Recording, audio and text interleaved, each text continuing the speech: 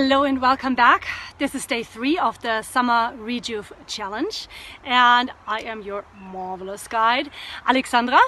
And the last couple of days we talked about how to feed ourselves internally, and today we are going to talk about how to feed ourselves externally. But there was one thing that I still wanted to mention about feeding yourself internally that I totally forgot in space yesterday. But ice cold drinks, such a temptation in the summertime, aren't they? The thing about ice cold drinks, and I'm talking about water with ice in it, coffee with ice in it, iced tea, anything that is ice cold is, well, as tempting as it may seem, it is not very hydrating in the summertime.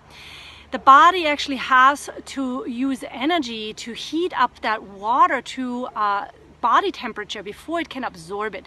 So it's not as hydrating to the body, because in the process of the metabolism of heating up that water you've taken in, we actually start to sweat. And so that with the sweating, we're losing hydration, right? We're losing water. So it is much more advisable to drink lukewarm water if you really want to be deeply hydrated. And the other thing ice cold drinks do is they're kind of like a sealant around the body. So if you're already hot inside and you're trying to cool yourself down, it's almost like this ice cold drink is going to create a barrier around you and seal the heat inside of you. And that may feel cooling in the short run, but really a month or 2 or 3 or 4 or a year or whatever down the road, you are like a walking volcano that's like inside, and it's just waiting to explode and come outside. So as tempting as ice cold drinks may seem, they're not very healthy, even in the summertime. So I know this is really hard to give up. I totally have sympathy for that. So see if you can make a little bit of maybe cut it down to 50%, or just say, hey, in the restaurant, maybe I can ask for room temperature water rather than iced water, because there's already air conditioning in the restaurant anyway. And maybe cut it down that way a little bit, just to keep your body from bottling up that fiery energy, which will later come out either through your skin, either come out through your emotions. It can come out in inflammatory diseases and whatnot. So, little side note, but now we're getting to today's topic on how to feed yourself externally. That means through your skin. And yes, believe it or not, whatever you put on your skin will get into your bloodstream.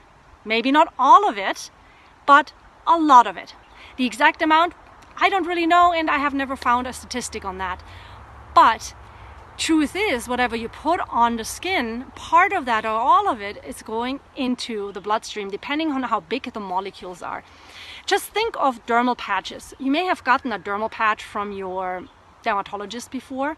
Well, you put it on your skin, right? And the idea is that the medicine that's in the dermal patch is actually entering through the barrier of the skin and into the bloodstream. And the truth is, the skin is there to keep away viruses and other pathogens, dirt and other things that may be harmful to our system.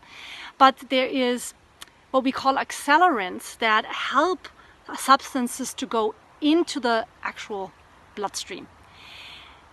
So, like for example, many essential oils are what we call accelerants, and they help medicines or other things that we want to get into the inside of the body. They can help us to get them inside the body.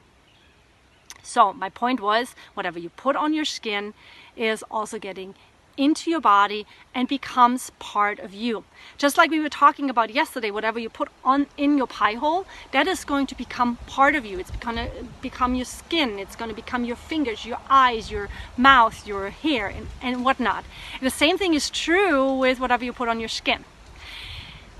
So we have to go back to the qualities we've been talking about. The qualities are really the anchor point in Eastern medicine, especially in Ayurveda. And wondering if you remember the 3 qualities of summer. Maybe recall them real quick. Give you a second. They were We talked about dry, we talked about hot, and we talked about light.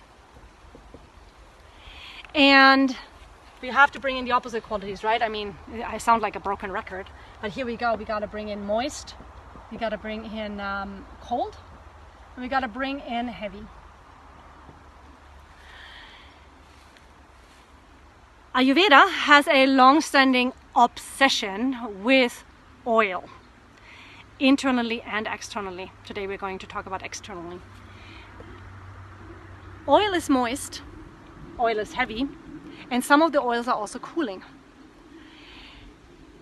It makes a lot of sense to put oil on your skin because actually the oil that you put on your skin creates a barrier and prevents the water from evaporating. So in other words, it helps you to stay more hydrated inside because it slows down the rate of evaporation on your skin. It's a wanted thing. Secondly, oil is really nourishing. So we got nourishing. That's a key word here for the summertime, because you may have noticed that the summertime feels very depleting. And it is, because the heat is just very depleting. And if you're struggling with fatigue and exhaustion, giving yourself some nourishing and loving touch has a lot of merit, right? By the way, the word oil in Sanskrit, that's a language, the word for oil in Sanskrit is sneha. Sneha. Not that you need to remember that word, but sneha means both oil and it means love at the same time. So when you oil your body, what you're essentially doing is you're giving love to yourself. You're loving yourself, you're increasing your amount of self-love and self-worth and self-confidence simply by putting oil on your entire body. Kind of key. This is actually a very juicy practice for men and women alike. And if I had to choose one practice to give you, this would be probably the practice I would give you. It has such profound effects on your physiology and on your mind, more than I can expound here in this short video. But just know it's a very profound practice. Although it may sound like, yeah, this is a simple thing, what's that gonna do? It's gonna do a lot of things. It increases your circulation, it increases your ability to love yourself, it nourishes you, it grounds you, it keeps you cool if you use the right oil. Somewhere around this video, I put a few links to different oils that are appropriate for the summertime. But just in short, two of the oils that you can use are coconut oil and sunflower oil, because both of those are somewhat cooling to the body. There's also an oil called Pitta massage oil. There's a link somewhere around here as well. And that is cooling. Obviously, there's herbs cooked into the oil. And the herbs that are cooked into it have a cooling and a grounding quality. Exactly what we need for the summertime. So your homework, your growth work for today is to get an oil like sunflower or coconut oil or a medicated oil. And really you could just go to the grocery store and get any organic sunflower oil, any organic coconut oil, and whatever you can put in your mouth, you can put on your skin. Pretty much that's the rule.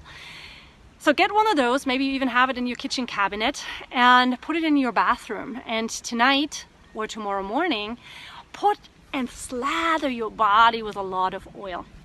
Take a shower afterwards so you don't soil your clothes, and you will see it's an incredibly loving practice. And by the way, don't use lotion, because lotion has a lot of things in it that you can't pronounce, ingredients you can't pronounce, things that have been produced in a lab, things that are produced by the limited capacity of the human mind.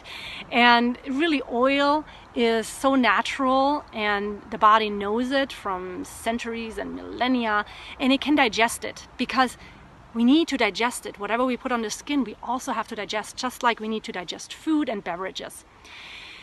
So that's all I got for you today. Enjoy. It's really a lovely practice, and I will see you tomorrow. And tomorrow we are talking about, well, timing of meals, actually a very exciting subject, and in particular we're talking about dinner or supper. So stay tuned. Until then, bye for now.